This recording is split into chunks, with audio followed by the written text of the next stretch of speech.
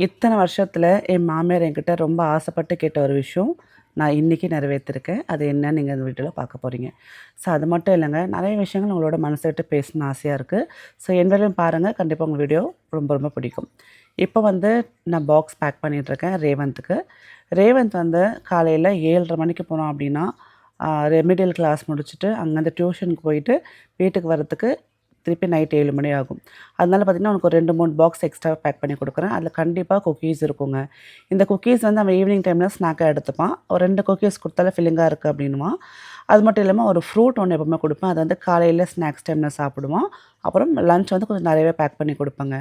So இந்த 10த் class அப்படின்றதுனால பார்த்தீங்கன்னா, கொஞ்சம் அவனுக்கு கிளாஸஸ் நெறைய இருக்கு. ஸோ படிக்க டைம் நெறைய இருக்குன்றதுனால, அதுக்கேத்த சாப்பாடும் கண்டிப்பா நல்லதா பார்த்து குடுக்கணும்.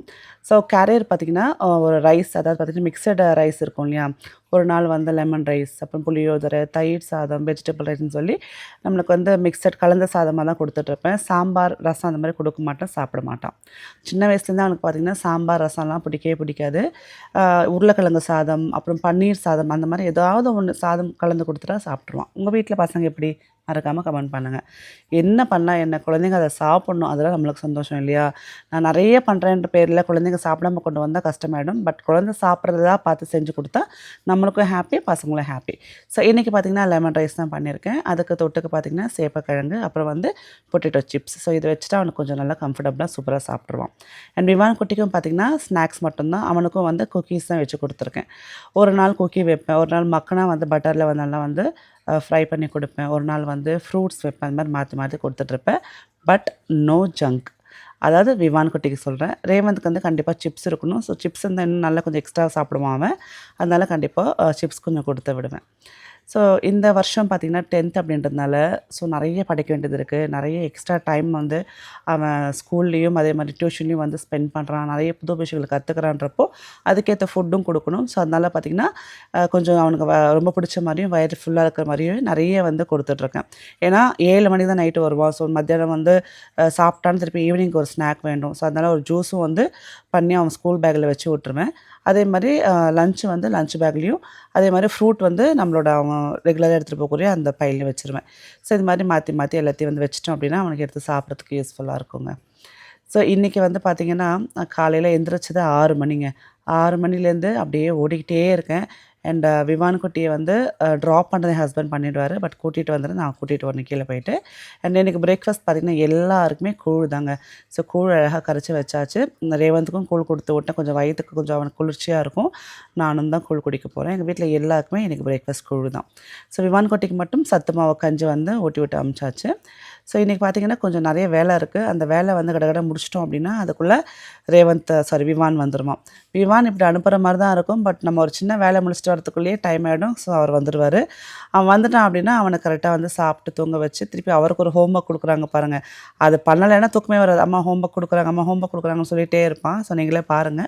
அதனால பார்த்தீங்கன்னா, அந்த ரொட்டீன் அப்படியே போயிடும். அப்புறம் பார்த்தீங்கன்னா, ஒரு 5 மணிக்கு மேல நான் வந்து பேக்கிங் கிளம்பி போய், அங்க என்னோட ஆர்டர்ஸ்லாம் வந்து ப்ரிப்பேர் பண்ணி, நான் வீட்டுக்கு வரதுக்கே பார்த்தீங்கன்னா, ஒரு 9, 9:30 ஆயிடுங்க. ஸோ என் நாள் இப்படி தான் போயிட்டுருக்கு. நான் விளாக் நெறைய நாள் எடுக்காம இருக்கிறதுக்கு காரணமே என்ன அப்படின்னா, நெறைய ஆர்டர்ஸ் வரும். ஸோ அப்போ பண்றப்போ பயங்கரமா ஃபிசிக்கல் பெயின் இருக்கும். டயர்ட்ல தூங்கிடுறேன். ஸோ அப்படியே தான் போயிட்டுருக்கு என்னோட டே. இப்போ முடிவு பண்ணிட்டேன். என்ன டயர்டா இருந்தாலும் கண்டிப்பா ஒரு வாரத்தில 3 விளாக்ஸ் நம்ம போடணும் அப்படின்ட்டு. ஸோ உங்களுக்கு வந்து கிளீனிங் விளாக்ஸ் பிடிக்கும், மோட்டிவேஷனலா பேசினா பிடிக்கும். எனக்கு அது நல்லா தெரியும். வேற எந்த மாரி விளாக்ஸ் உங்களுக்கு பிடிக்கும்னு மறக்காம ஷேர் பண்ணிக்கோங்க. அந்த மாரி குடுக்க நான் ட்ரை பண்றேன். ஸோ என்னோட பெஸ்ட்ட நான் குடுக்க ட்ரை பண்றேன். அதுக்கு மேல வந்து வியூவர்ஸ்க்கு பிடிச்சிருக்கா, பிடிக்கலையா அப்படின்றது வியூஸ பொறுத்து தான் தெரியும். ஸோ மாமியார் துணி துவைக்கிற நாள் இன்னைக்கு. ஸோ ஒரு நாள் விட்டு ஒரு நாள் நாங்க துணி துவைப்போம். ஸோ ஒரு நாள் ஃபுல்லா பார்த்தீங்கன்னா, மாமியாரோட பெட்ஷீட்ஸ், தலையணை, அப்புறம் பார்த்தீங்கன்னா, அவங்களோட நைட்டி எல்லாத்தையும் வந்து துவைச்சு போட்டுருவேன். ஸோ மறுநாள் எங்களோட துணி. ஸோ அந்த மாரி மாத்தி மாத்தி துவைக்கிறப்போ நமக்கு லோட் ஜாஸ்தியா இருக்காது. என் மாமியார் என்கிட்ட அதாவது ரொம்ப நாளா கேட்டுட்டே இருந்தாங்க. பட் அது எனக்கு கிடைக்கவே இல்ல. ஸோ அது இன்னைக்கு கிடைச்சிருக்கு. ரொம்ப சந்தோஷமா இருக்கு. அது வந்து ரொம்ப பெருசாலாம் காசெல்லாம் வந்து ஒண்ணும் இல்லங்க. பட் அந்த விஷயம் கிடைச்சது சந்தோஷமா இருக்கு.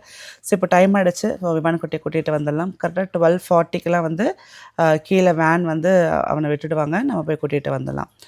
ஸோ குழந்தைங்கள வந்து ஸ்கூலுக்கு அனுப்புறது ஒரு பக்கம்னா, அந்த குழந்தைக்கு என்ன செஞ்சு குடுக்கலாம்? என்ன இன்னைக்கு ஸ்நாக்ஸ் குடுக்கலாம்? என்னைக்கு என்ன லஞ்ச் பேக் பண்ணலான்னு யோசிச்சு எழுதுறது ஒரு பெரிய நமக்கு டாஸ்க்கா இருக்குல்ல. நீங்க எப்படி? மறக்காம சொல்லுங்க. வாங்க. ஹலோ. இங்க பாரு. என்னாச்சு? படபடன்னு சவுண்ட் வந்துச்சா? சாமி தொடாத, அதெல்லாம் தொடாத, வா போகலாம் வா. காது முடிட்டியா? சரி வா. மிஸ் என்ன சொல்லி கொடுத்தாங்க இன்னைக்கு? ஹோம்ஒர்க் கொடுத்தாங்களா? ஸ்கூலில் என்ன பண்ண? தூங்கிட்டியா? படிக்கலையா ஸ்கூலுக்கு போயிட்டு? ஆ சரி வா போகலாம், வீட்டில் போய் தூங்கலாம் வா. சாப்பிட்டியா? குக்கி சாப்பிட்டியா? ஆ சாப்பிட்டியா? காலி பண்ணிட்டியா? எப்படி இருந்தது? ஆ நல்லா இருக்கா? சரி வாங்க, இப்போ மாமியாருக்கு பிடிச்ச விஷயத்த பண்ண ஆரம்பிக்கலாம். ஸோ என் மாமியார் என்கிட்ட கேட்டது, ஆசையாக கேட்டது பார்த்திங்க அப்படின்னா, மருதாணி இலை வேணும், அரைச்சி கொடுமா, கையில் வச்சுக்கணுன்னு ஆசைப்பட்டாங்க. பட் நானும் தேடி தேடி பார்த்தேன், எனக்கு மருதாணி இலை எங்கேயுமே கிடைக்கல. பட் இப்போ கிடச்சிருக்கு. ஸோ அவங்களுக்காக நானே என் கையால் அரைச்சி அவங்களுக்கு கொடுக்க போகிறேன். அதுக்காக பார்த்திங்கன்னா கொட்டைப்பாக்கு, புளி, அப்புறம் மருதாணி இலை. ஸோ அழகாக நம்ம வந்து மிக்ஸி ஜாரில் போட்டு அரைச்சிக்கலாம்.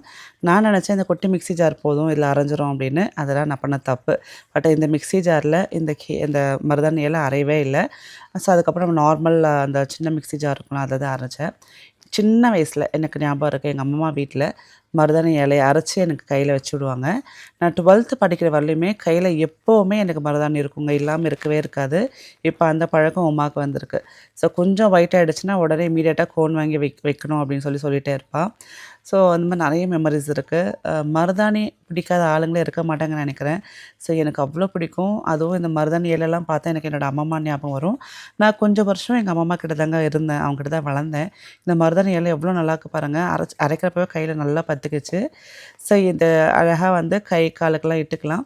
ஸோ அதனால் என் மாமியார் கைக்கு வந்து ஃபஸ்ட்டு வைக்கலான்னு சொல்லி கொஞ்சமாக தான் அரைச்சி எடுத்துருக்கேங்க. ஸோ அரைச்ச உடனே நம்ம அழகாக அவங்க கையில் வச்சு விட்டுடலாம். ஸோ என் மாமியாரை வந்து பொதுவாக எதுக்குமே ரொம்ப ஆசைப்பட மாட்டாங்க, நகைக்கோ இல்லை. அவங்க வந்து ஹெல்த்து தான் ரொம்ப பார்த்துப்பாங்க. ஸோ அவங்களுக்கு வந்து பிடிச்ச விஷயங்கள் வந்து பார்த்திங்கன்னா ஹெல்த்தியாக எது செஞ்சு கொடுத்தாலும் அவங்க பிடிக்கும், சாப்பிடுவாங்க. அதே மாதிரி இந்த மாதிரி சின்ன சின்ன ஆசைகள் தான் இருக்கும். ஸோ அதை நிறைவேற்றுறப்போ எனக்கு ரொம்ப ஹாப்பியாக இருக்குது. இது பாருங்கள், அழகாக வச்சு விட்டேன் கையில்.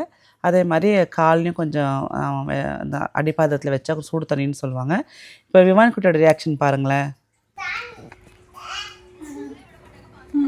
என்னதுமா அது? சாணியா? சாணி இல்லை, மருதாணி.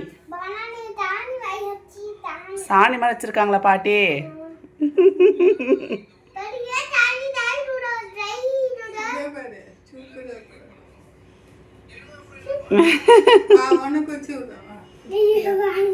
விமான் அதை பார்த்ததுலேருந்து சாணின்னு சொல்லிகிட்டே இருந்தான். ஸோ அவனுக்கு வந்து அது என்னன்னு தெரியாது. ஸோ மருதாணியில் இப்போ தானே பார்க்குறான். ஸோ அவனுக்கு வந்து ஸ்கூல்லேருந்து வந்த உடனே வாழைப்பழம் ஒன்று ஊட்டிட்டேன். கொஞ்சம் நேரம் கழிச்சு சாப்பாடு ஊட்டணும். அது நடுவில் பார்த்திங்கன்னா ஈவினிங் ஸ்நாக் வந்து மாமியாருக்கு செஞ்சு கொடுப்பேன். ஸோ இன்றைக்கி பார்த்திங்கன்னா காராமணி இருந்தது வீட்டில். ஸோ அதனால் பார்த்திங்கன்னா அந்த காராமணியை வந்து நல்லா விசில் வச்சுட்டு ஒரு 3-4 விசில் வச்சா போதுங்க. ஸோ அதை வந்து இப்போ நம்ம அழகாக தாளித்து சுண்டல் மாதிரி பண்ணிக்கலாம். ஸோ உங்கள் வீட்டில் எந்த விதமான சுண்டல் பண்ணுறதா இருந்தாலும் இந்த மெத்தடில் பண்ணி பாருங்களேன், செம்ம டேஸ்ட்டாக இருக்கும். சுண்டல் பிடிக்காதவங்க கூட அழகாக வந்து கேட்டு வாங்கி சாப்பிடுவாங்க. தேங்காயை நல்லா துருவி எடுத்துக்கோங்க. அப்புறம் இந்த தேங்காய் அப்படின்றப்போ ஒரு விஷயம் ஞாபகம் வருது. உங்களுக்கு டயபெட்டிஸ் இருக்குது, உங்களுக்கு சுகர் கிரேவிங்ஸ் இருக்குது, ஏதாவது ஸ்வீட் சாப்பிடணும் போல இருந்ததுன்னா ஒரு சின்ன துண்டு தேங்காவை சாப்பிட்டு பாருங்கள், உங்களுக்கு அந்த சுகர் கிரேவிங்ஸ் அப்படியே அடங்கிடும். உடம்புக்கும் ரொம்ப நல்லது தான். ஸோ அந்த தேங்காய் வந்து நான் கட் பண்ணி போட்டு அதில் வந்து ஒரு 2 பச்சை மிளகா, கொஞ்சோண்டு சீரகம் இது போட்டுட்டு நம்ம நல்லா வந்து மிக்சியில் நம்ம அடித்து எடுத்துக்கலாம். நீங்கள் டயபெட்டிக்காக இருக்கீங்க அப்படின்னா ஈவினிங் வந்து கண்டிப்பாக ஸ்நாக்ஸ் எடுத்துக்கணும். அதுவும் வந்து ப்ரோட்டீன் ரிச்சான ஃபுட் எடுத்துக்கணுன்றப்போ சுண்டல் வந்து பெஸ்ட்டான ஆப்ஷனுங்க. நீங்கள் வந்து ஈவினிங் டைமில் சுண்டல் எடுக்கிறது ரொம்ப நல்லது. உங்களுக்கு ஃபில்லிங்காக இருக்கும். அதே மாதிரி நைட் டின்னர் சாப்பிட்றதுலையுமே வந்து உங்களுக்கு பசி எடுக்காமல் இருக்கும். கொஞ்சம் நல்லெண்ணெய் சேர்த்துருக்கேன். இந்த மாதிரி நல்லெண்ணெய் சேர்த்திங்கன்னா ரொம்ப நல்லது ஹெல்த்துக்கு. கொஞ்சோண்டு கடுகு, அப்புறம் பார்த்திங்கன்னா நம்மளுக்கு வந்து பெருங்காயம் அண்ட் கருவேப்பிலை சேர்த்துட்டு நம்ம வந்து வேக வச்சு எடுத்துக்கிட்டு சுண்டல், அந்த எந்த சுண்டலாக கூட நீங்கள் சேர்த்துக்கலாம். நான் காராமணி வீட்டில் இருக்கிறதுனால சேர்த்துருக்கேன். இல்லைனா யாரும் சாப்பிட மாட்டாங்க. இந்த மாதிரி பண்ணி கொடுத்து எல்லோரும் சாப்பிடுவாங்க. நம்ம கரடையார் நோம்புக்கு வந்து வாங்கினதில் ஸோ கொஞ்சம் மிச்சம் இருக்குன்னு சொல்லிட்டு அழகாக வந்து இன்றைக்கி இந்த சுண்டலை பண்ணிட்டேங்க.